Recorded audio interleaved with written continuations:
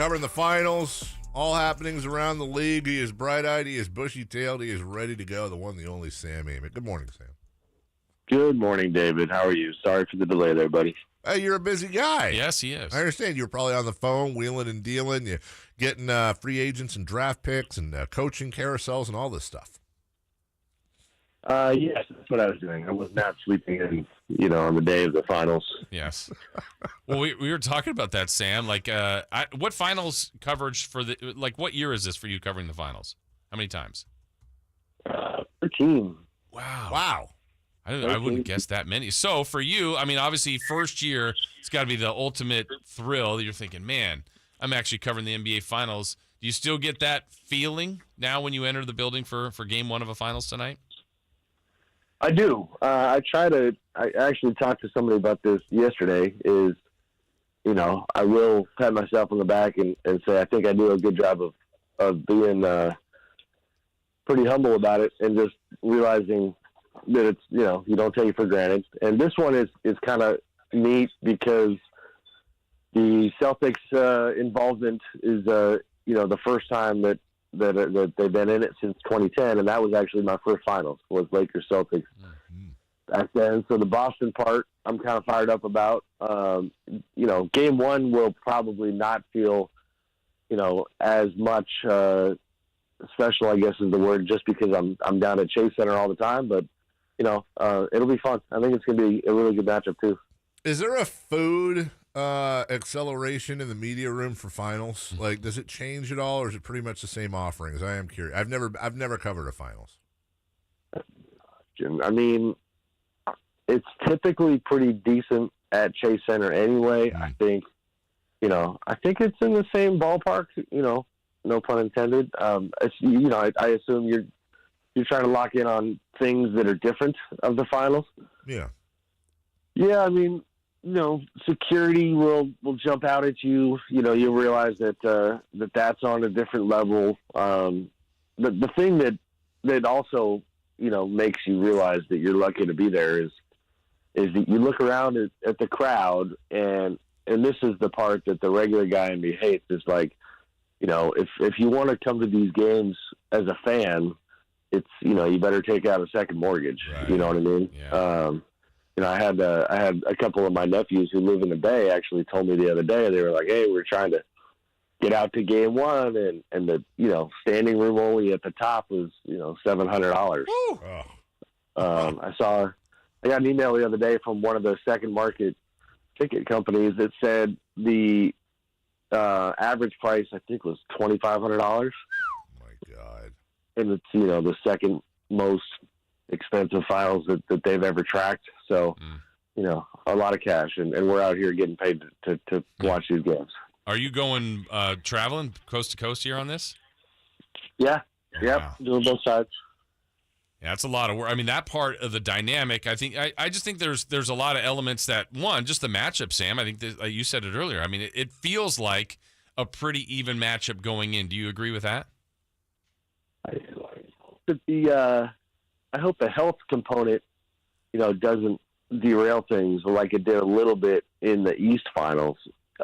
You've got, I know it's part of the game, and I know at this point of the year, everybody's banged up, but, you've got really important guys dealing with stuff. Robert Williams, and the way he looked in Game 7 against Miami, I think he's just a fantastic young player, and I would love to see the Warriors have to deal with him at full strength. You got Marcus Smart with his ankle, Gary Payton II possibly coming back, Otto Porter, Iguodala. So, that stuff is going to come into play. But basketball-wise, I think it's going to be a fun matchup because, for one, these two organizations, I feel like we've talked about the what if of if they matched up against each other in the finals for years now, going back to the Durant Warriors and the Kyrie Irving Celtics. So I think it'll be tight. My on-record prediction has been Warriors in 6, but, we'll see what happens here. Jason and I both took the Celtics. Yeah. Interesting. Okay. That's in how many games? Celtics sweep, Celtics in 7. What are we doing? My caveat was, injuries. And then I said that the second thing is I can't account for how beat up the Celtics are. The road they took was harder than the Warriors. And then thirdly, how they do under the bright lights of the finals versus a seasoned team like the Warriors. I can't count for those intangibles. But that being said, fairly injury-free finals, I would say Celtics in 6. It's just been the better team for 4.5 months. They play insane defense. You know what I'm saying? I mean, I'm not saying listen, Sam, you're probably right. It's tough for me. No, they're fantastic. You might be right. 100%. The one stat I will say that I keep dropping because it blows me away is, we have this sense of the Celtics big bad defense, and that is very legitimate and real. But Steph Curry, if you take out his last game against Boston, so the last game, you all right there, buddy? Yeah, that was Jason had it. If you take out the one game, he plays 14 minutes in their last matchup, and that's when Marcus Smart hits the floor and Steph gets hurt for the late regular season. Take that game off. The previous 6, Boston against Golden State, Steph averages 35 a game. Wow. Jeez. And 52%, I think, from 3. And it just really hit me. It was like, man, this vaunted Celtics defense. Like, how did they? I know the 6 games, people are going to say, okay, only 2 of them, or really only one of them of the ones I'm talking about are this team. But it's still Jaylen Brown, Tatum, Smart, and a cast of characters around them. So, I think Steph and his whole part in this series and the old legacy talk that we focus on, I think he's going to be a really interesting aspect of it. Which is funny, Jason, because we were during the last break. It's funny what media does, and Sam, you're doing it the right way. But plastered all over, I think it was ESPN, is Steph Curry versus Marcus Smart this season.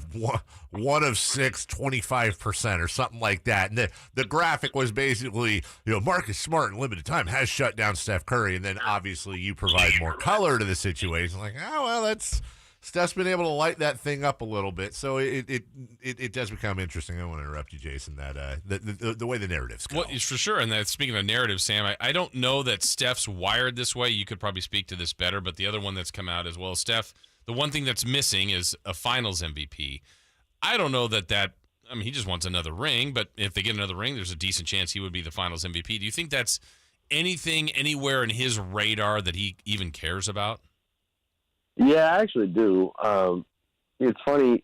A couple of years back, when Marcus Thompson, our fantastic writer at the Athletic, wrote a book about Steph, I thought my favorite part of the book was that Marcus really captured Steph's true personality and the one that he hides from the public a lot, which is like the guy who really does care about the Finals MVP and really, the discussion about him maybe being a little bit less than, if you will, because of that.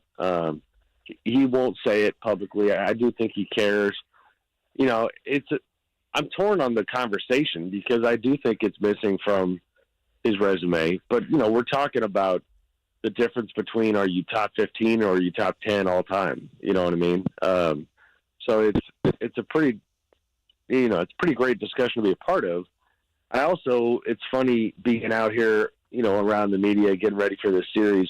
I have found myself being, somewhat defensive when it comes to, so a topic keeps coming up about him not having Finals MVP. And it's like, all right, well, I was one of the people who voted for Andre Iguodala in 2015, the one series that, and I would do it again. So I find myself, I think Dave and I have argued about this. Yes, we have.